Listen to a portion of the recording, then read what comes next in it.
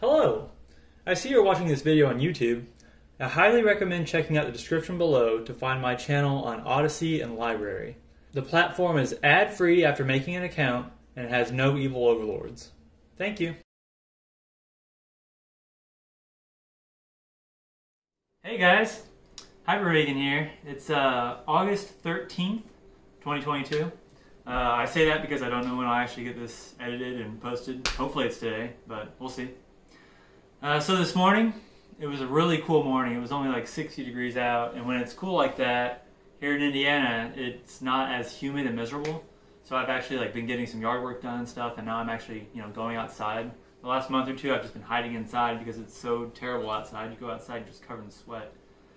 So I went on a little forage hike. This is about the time that pawpaws start coming into season, and I did find some. This one is a really good size.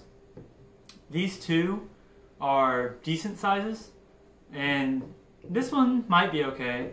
These two are really too small. They're probably just going to be seed and a little flesh around them. I don't pick them like this on purpose, but if I see a nice one like this, I'll shake a tree and see if it drops it. And then if these come down as well, I go ahead and take them just so I can replant the seeds. They sometimes also have enough to eat. Sometimes they can surprise you, but if they're small like this, I wouldn't actually pick them off the tree if you find them.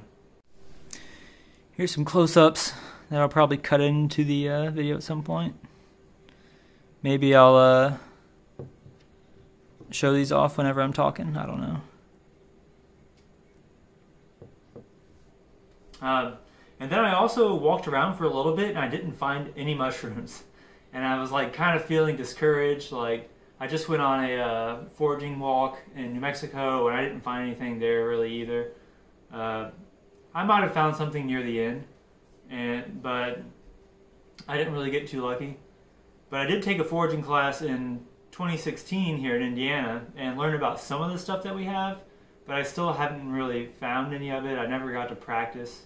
But I took a different trail before I left. I went ahead and I'm just going to walk down this trail that I haven't been on for a while. And I ended up finding what you see here. And there was actually a lot more. I mean, there was a lot, especially this stuff, there was a ton of, which is why I took so much. I didn't want to take too much because I can't identify them because I'm, pretty new to this. I didn't want to just take a bunch and then have to throw it all away. From what I remember though, these look like they're edible. I mean, they look, for some reason something is telling me that I can probably eat those. So I'm going to be researching what these are after the video, but right now I'm just going to go ahead and show you guys, have it for myself as video too. So these were coming out of the ground. They pretty much broke off above the ground whenever you tried to grab them. Like this one, you can see a little knife cut. At the foraging class in New Mexico, they had a really good point that if you just pull it all the way out of the ground, then you're taking, the actual body of the mushroom instead of just the flower. So if you leave the body, it can continue, sending up flowers down the road. So I was cutting it and it just broke off. So these pretty much broke off as soon as I tried to take them.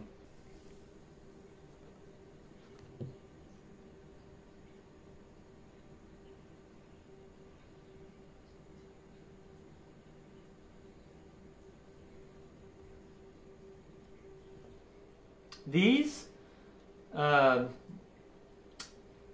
they did need cut, and they're really brittle, so they got gills on the bottom, and they're kind of a bowl, but not really.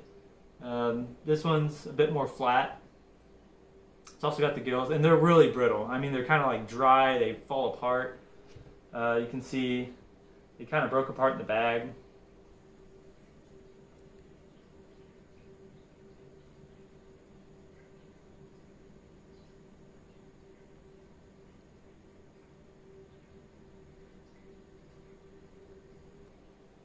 This might be the same thing, but it's even more brittle. It has a bigger stem. The stem looks a bit more hollow, and on these it looks thick, but it's also gilled and pretty fragile. It feels these feel a bit more dry and like the stem feels tough. This feels like it's a lot more open and spacious and maybe a little more moist and just still brittle though.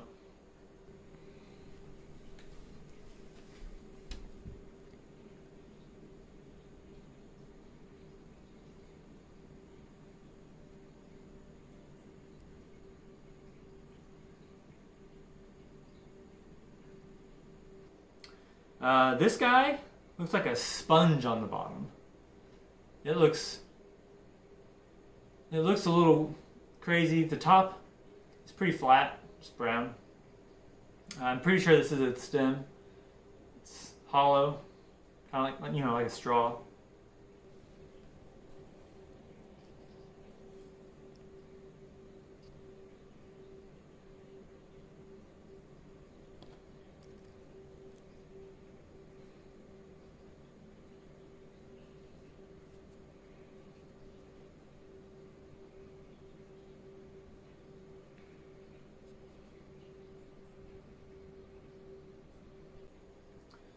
This guy I found on a down limb.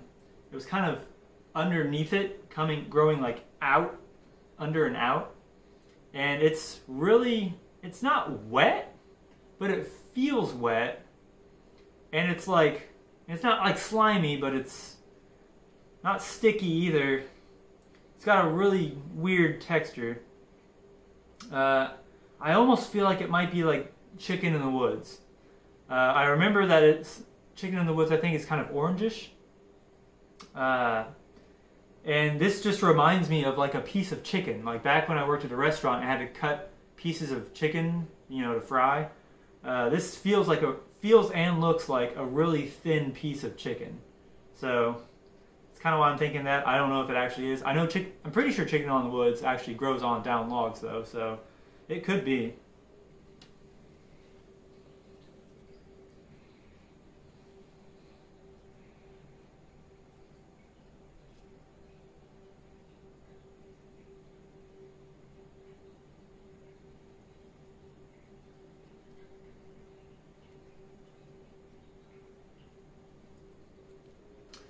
These guys were also on a down tree. They're really hard. I mean, they're like, I can't squeeze through it. It also has a little guy attached to it there. But you see the back is really big. There's like the white outer ring and then the tannish inside. And then it looks like that side's spongy, so that was probably the bottom. And there's a few of those, and they sometimes even took the wood off. I don't know if I could have cut them off. Maybe I should have tried. But there were a ton of them on that log. I mean, it was covered in them. So I just took a few of the biggest ones.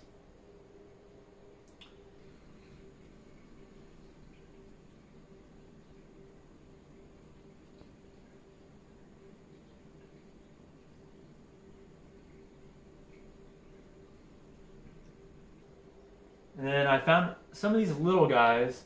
They kind of reminded me of the wood ears that we saw in New Mexico, but I don't know if they are actually wood ears or if we have wood ears here in Indiana, or at least southwestern Indiana. And then here's some smaller guys that were also on a down log. Different than these, but it looks like similar to this one that's attached there, so maybe they grow in similar habitats, or maybe these are just the small versions of these big guys.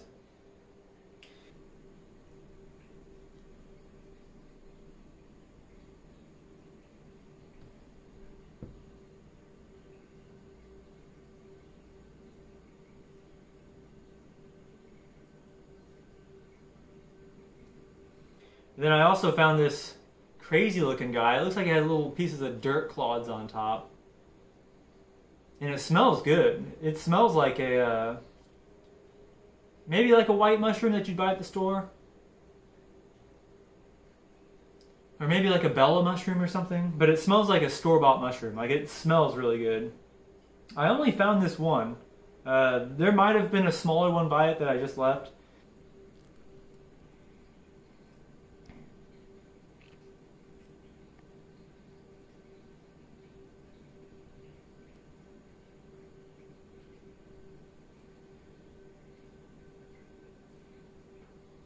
if I found anything that was like much smaller than really this, I just left it. If it's not big enough to really cook, then I didn't want to take it. And again, I haven't identified any of these yet. The only one that I think I have a clue on is this one, Chicken of the Woods, hopefully. Maybe I'll be right. I'll be really happy if I am, but if I'm wrong, I mean, I haven't learned that in, what was it, 6 years? So if I remember that, I'd be pretty impressed. And then I'm hoping that these guys are edible. These guys, I mean, they were everywhere. If I go back, I could probably fill a few gallons worth of these guys. They're just on the side of the trail, on a few or like different spots, all the way down. I think this one is also the same as those. I'm pretty sure it is, but it only grew on one side, or this side might have been broken off or already eaten. Because like this one grew like a flower, like, you know, it's the whole way around. But this one's only on, you know, like one petal or something. Yeah, I just thought I'd share my foraging experience this morning with you. Most likely I'll post a video of what they are, or maybe I'll make a comment on this video of what I found out that they were, if I can figure out what they are. I will say that I don't plan on eating any of these raw, obviously. You never want to eat mushroom raw. Some you might be able to, but if you don't know what they are, definitely don't. What they said in the class in New Mexico is that if you don't know what it is and you can't identify it, but you still want to try it because it smells good or something, boil it, change the water, boil it again, and then fry it. And then on an empty stomach, only taste a little bit and just try to sense what it's kind of telling you. So your body might be able to tell whether or not it still has any toxins in it or any poisons. Just see how your body reacts. And then if it seems fine, maybe you can try a little bit more. But you never just want to eat something that you don't know. I mean, even if it looks safe, like I think these look pretty safe, but these guys I'm a bit more skeptical on. They do smell fine, so the ones that I picked, I always smelt to see if I actually like the smell, because they also mentioned that if you don't like the smell, then you probably won't like it, or it's probably not safe. There was one that I picked, and it smelled horrendous. I mean, it was like soured, I don't know if it was soured milk, but it was like a really sour, yeasty smell, like something went bad. So I just put that back down where I found it, and just told it good luck. I don't know. I wasn't going to try it. But it was fun because when I first started, I didn't see any. And then once I started finding some on this new trail, which maybe I found them on this trail because there was a down limb, a big tree down, and I had to climb over it or go around it. So the rest of the trails behind it, that was pretty early on in the trail, probably like within 1 or 2 minutes. So maybe they're almost taking these trails. But once I started finding a few, it took me probably 10-15 minutes going down this trail to find the first few. Once I started finding them, I started just, you know, even if I wasn't going to take them because they were too small, I just tap them. I just, you know, walk by and tap them. That way the spores come down, and just kind of having fun with them, just playing around. At the class in New Mexico, they kind of mentioned, I don't know if it was Jesse or Johanna, but they said that if you kind of have to have like a playful spirit or a playful mind, and they kind of find you. And once I started kind of playing with them, I mean, they started just popping up everywhere. I just stop and like, oh, there's a creek over there, and then just boom! It's just like, oh, there's a big white one right there. I wasn't even like looking for it. I was just looking at the creek. So you just kind of have to take it slow, it seems like. Just kind of, you know, la-di-da, walking around, and they just come out of nowhere. Like, I was amazed that I found this guy. I was out there, like, right around sunrise. I got to the trails at sunrise, and by the time I left, it was still dark in the forest. I mean, it's pretty flat down here, but with the tree cover, like, the sun was at such an angle that the trees were still like taking up pretty much all the sun. So, you know, I wasn't in the dark, but it wasn't like bright out. And maybe because there wasn't, you know, sun next to shade, like during midday, it helped me find them easier since it's less distracting.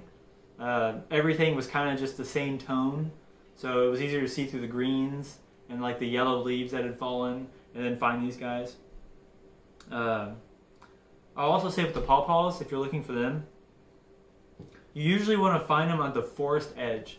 So if you're hiking a trail that's in the woods, you might not find too many, but where I found the bigger ones like this, there was a paved trail, like a bike trail, where they had cleared maybe like 20 feet of woods to like put this, 10-foot bike trail through the middle, and then there's, maybe 5 feet on each side of just like, they mow, so it's just weeds. Sometimes they put grass down.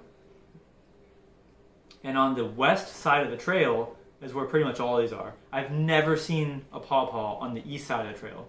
Trees are there. I have not found actual fruit on the east side of the trail. Also, so there's a lake near where I went, and last year I found like mango-sized pawpaws. I seriously didn't even know they could get that big.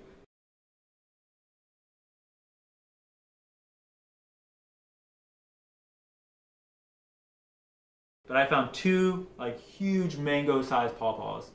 It was like maybe like the size of like a cherimoya or something, or maybe even a little bit bigger.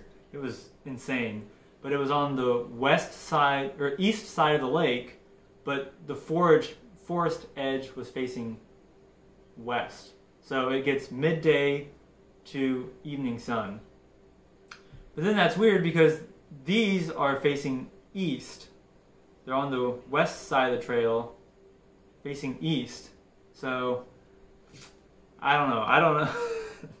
I'm not a super expert on it, but I have heard that if you look on ecosystem, like the edges of an ecosystem, so where prairie meets forest, that's always where I find like blackberries, just where 2 different ecosystems kind of meet. That's a good place to look for stuff.